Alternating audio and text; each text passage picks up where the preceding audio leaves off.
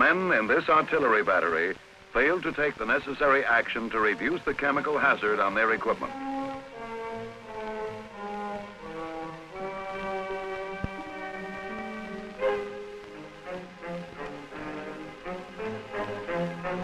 This unit has been warned of a suspected biological attack.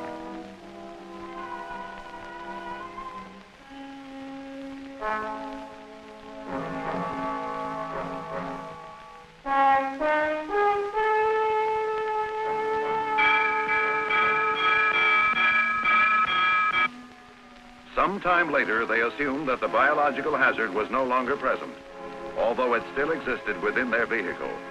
It was dangerous to assume that they were safe.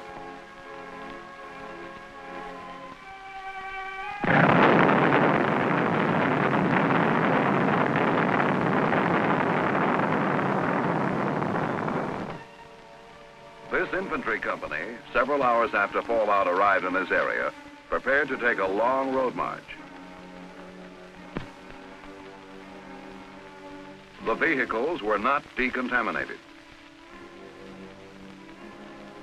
Is your unit careless like this, or are you better prepared to deal with contamination?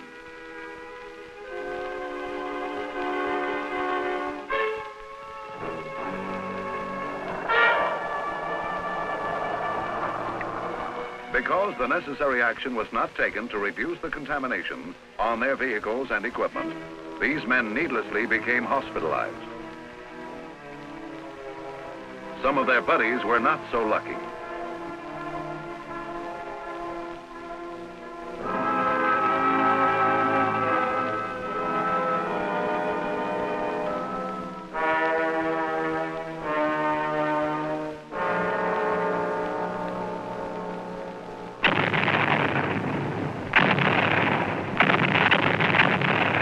CBR contamination is the presence of chemical, biological, or radiological agents on personnel, equipment, or areas.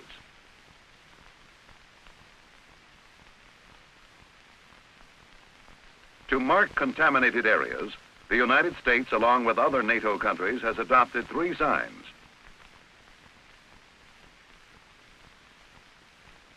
The chemical contamination marker has red lettering on a yellow background.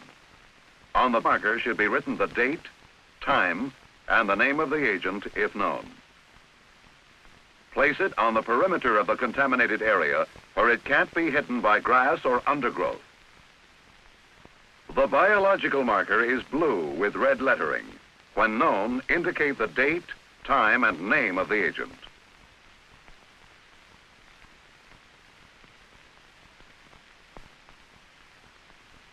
The radiological contamination marker should give the dose rate at the location, the date and time of reading, and the date and time of burst, if known.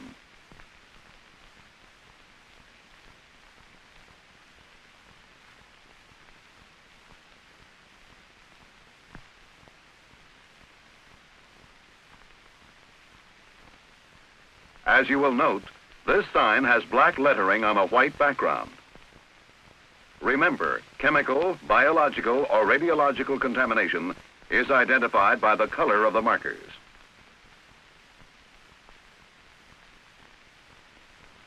What is decontamination? In simple terms, it is anything that reduces the hazard from CBR agents.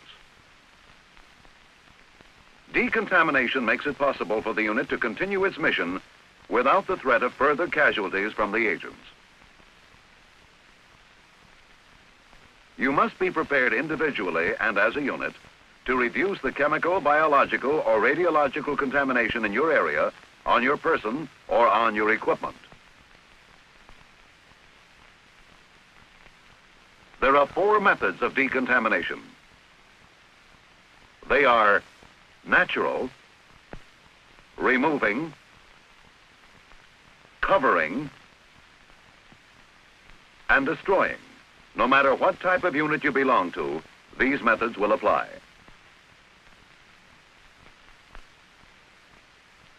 Natural decontamination occurs by weathering or aging. One way weathering works for you is when chemical agents are blown away by the wind. Decontamination can also result from the evaporation of liquid agents. Rain can flush away CBR agents. Nature sometimes does the job that might require many man-hours to accomplish.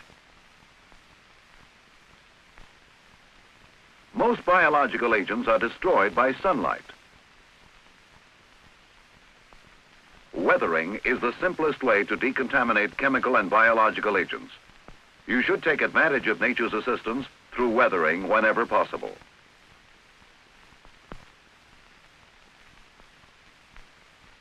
Aging, the second kind of natural decontamination, has to do with the decay of radioactive material in fallout. The radiation hazard from fallout decreases with the passage of time. If the tactical situation permits, let aging reduce the hazard before trying other decontaminating methods.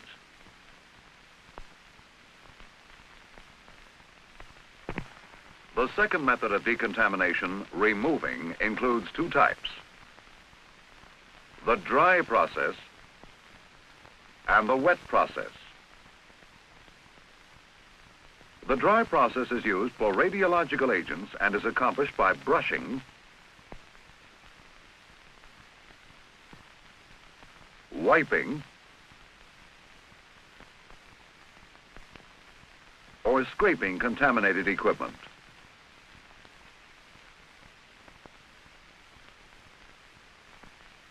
It is very important to monitor equipment during decontamination in order to determine when the contamination is down to a permissible level.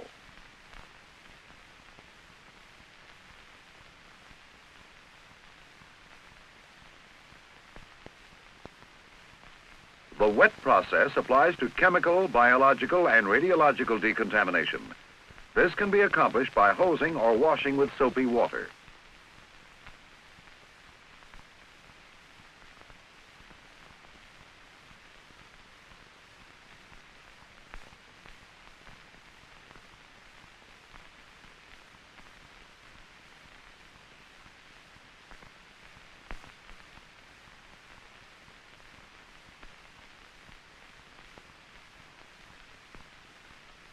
If biological contamination is suspected, decontaminate with hot soapy water or a good disinfectant.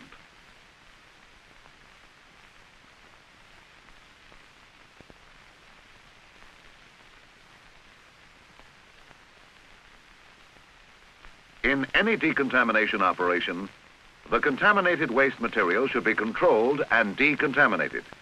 This requires your careful attention as much as any other phase of decontamination.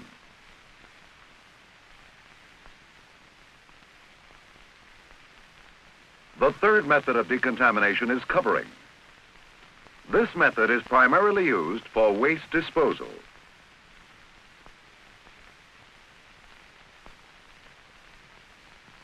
Check periodically to be sure there is no chemical vapor hazard. The importance of testing cannot be stressed too often.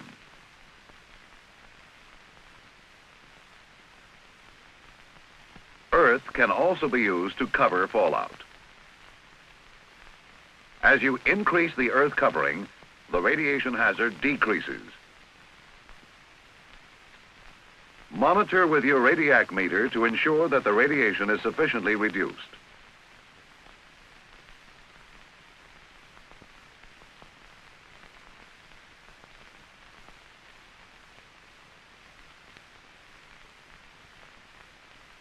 The fourth method of decontamination, destroying, applies to chemical and biological agents only.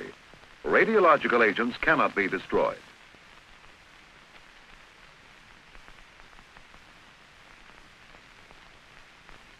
Standard decontaminants used to destroy chemical and biological agents are STB and DS2. Burning is another means of destroying. One decontaminant for destroying B and G nerve agents, blister agents, and biological agents is STB. Because of the high chlorine content, wear a protective mask and gloves. STB can be used as a dry mix or a wet mix called slurry.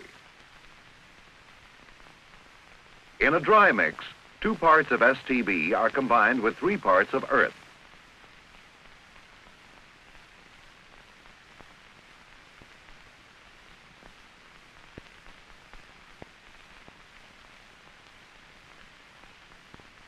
The purpose of this mix is to prevent a fire hazard should the STB come in contact with liquid mustard.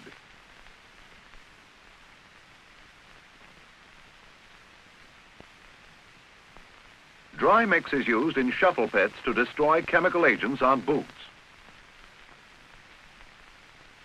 You must use a shuffle pit when entering or leaving a contaminated area.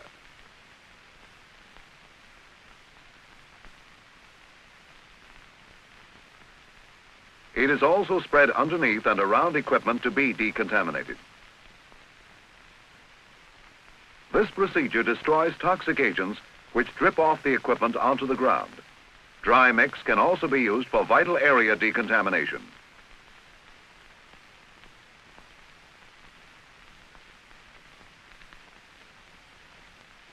Here's how you prepare slurry. Mix 1 can of STB with approximately 6 gallons of water. The slurry is simple to make and can prove very effective.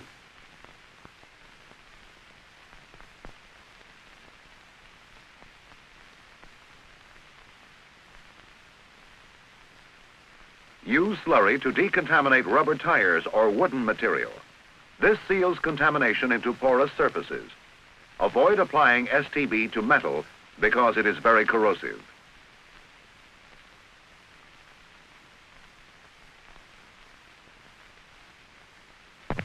Another decontaminant is DS2. It is easy to use and will destroy all known toxic chemical agents and non-spore-forming biological agents.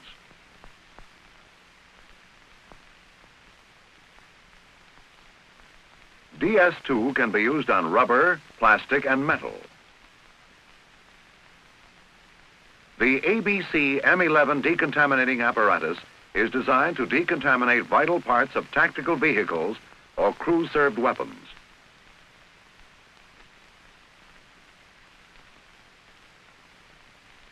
You can also apply DS2 by swabbing or brushing it on equipment. Be careful when using DS2 solution, as it is irritating to the skin. Keep in mind that DS2 is flammable. Don't use it around electrical connections or hot engines.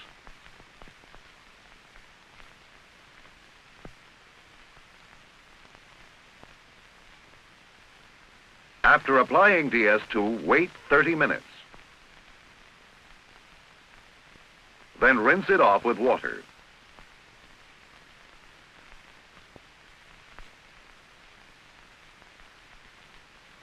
Liquid chemical agents on terrain can be destroyed by burning. This is especially feasible where the contamination is on vegetation that can be burned. The burning will vaporize and destroy the liquid agent. Remember, whenever you decontaminate by burning, be sure to warn friendly personnel downwind of the toxic vapor hazard.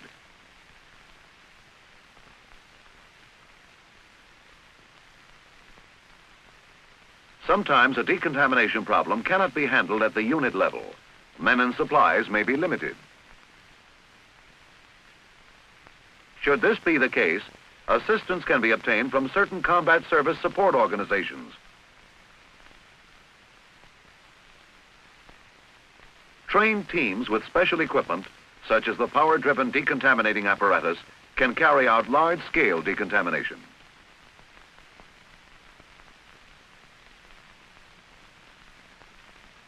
Most of the time, you will be operating without the assistance of specially trained men and their equipment. CBR decontamination is your responsibility, no matter what kind of unit you belong to. Remember the 4 methods of decontamination: natural, removing, covering, and destroying. However, radiological agents cannot be destroyed. Your unit will have decontaminants to destroy chemical agents. STB, which can be employed as a dry mix or slurry to decontaminate V and G agents, blister agents, and biological agents. And DS2, effective for toxic chemical agents and non-spore-forming biological agents. Burning is another means of destroying contamination. Mark contaminated areas with the proper signs, whether it's chemical, biological, or radiological contamination. In any decontamination operation, the contaminated waste material should be controlled and decontaminated. Don't fail to use your radiac meter during radiological decontamination. This is a must for your safety and the safety of your unit. Test for chemical contamination with your detector kit. Test before decontaminating and after completion of decontamination to be sure the hazard is reduced sufficiently. If you fail to decontaminate, you endanger not only yourself, but also the other men of your unit. Don't ignore contamination. Don't become a casualty.